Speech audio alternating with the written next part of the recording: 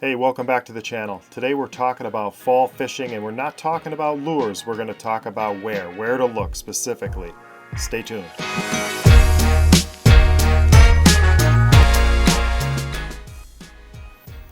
Hey, so I've recently been out fishing in the fall in Wisconsin for bass in our championship bass fishing tournament. So I did a lot of preparation. I've been out there a lot. I've had a chance to digest and watch a lot of the videos that have been out there, and I want to get right to some specifics about where to look.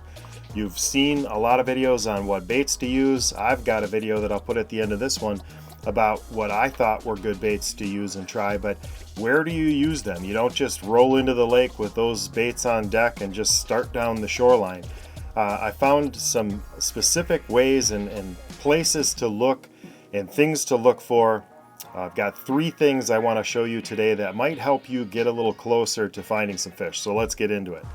I'm going to pull some images up on the screen here, and the first is a point. And obviously fishing points is important throughout the whole season, really, because they offer as kind of staging areas for fish as they're moving to and from other areas of the lake. So points are very important, and they're very important in the fall. And the first image I'm going to throw up there is an image of a point, a classic point coming out. You see the point on land, and then there's an underwater point, and sometimes it's right off the tip, sometimes it's off the side, and you can look at your contour map to see how yours lays out.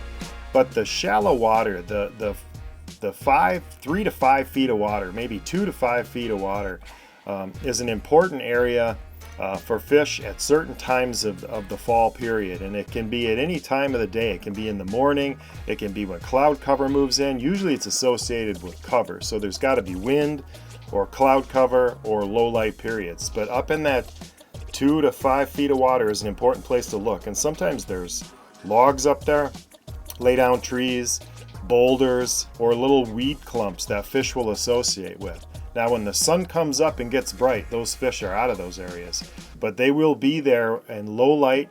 If the wind kicks up and hides their visibility, you know, if it's blowing 20 miles an hour like it was in my previous tournament, they can move up there and slide out from deep water up onto those points and feed in those shallow areas.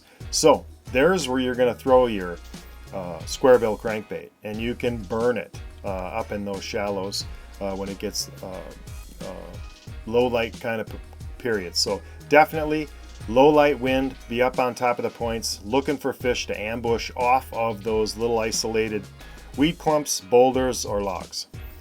The next thing I wanted to share with folks is an image of an actual weed line. In a lot of cases in that, you know, maybe 6 to 15 feet of water, depending on the clarity, depending on how deep your weeds grow in that lake, and that's a function of the water clarity. The clearer it is, the deeper the weeds will get.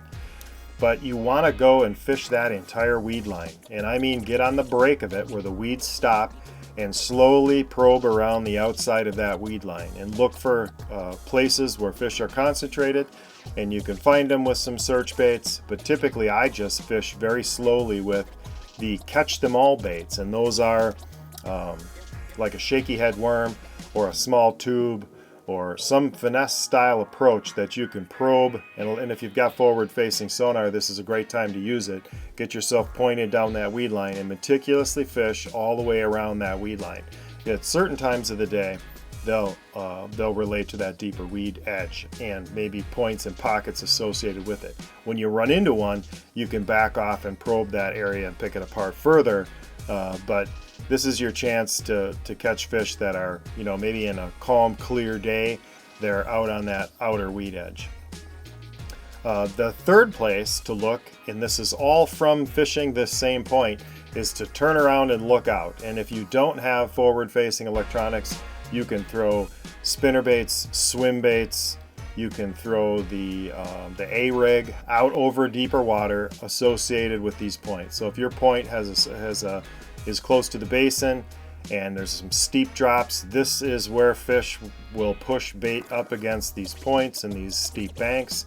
And there is almost always, on almost all of them, there are schooling fish related to bait on the outsides of these points. So always look out, and that's the place for your bait fish style baits.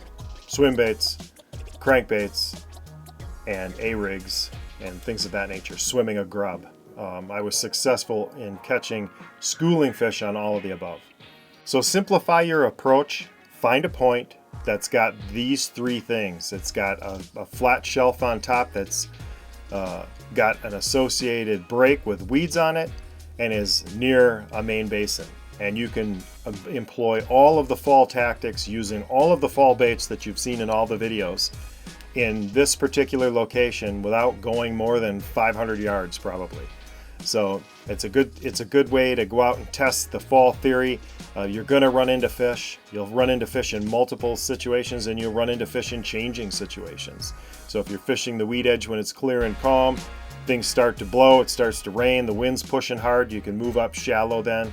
And don't forget about the edges. So the edges of the weeds as they break up into a hard area as you move shallow is another key place to look. So don't have to go far. You can pick a couple of main structures in your lake and test out these fall bait theories on key locations using these sorts of tactics, and you'll be successful in the fall. Certainly you will be in Wisconsin.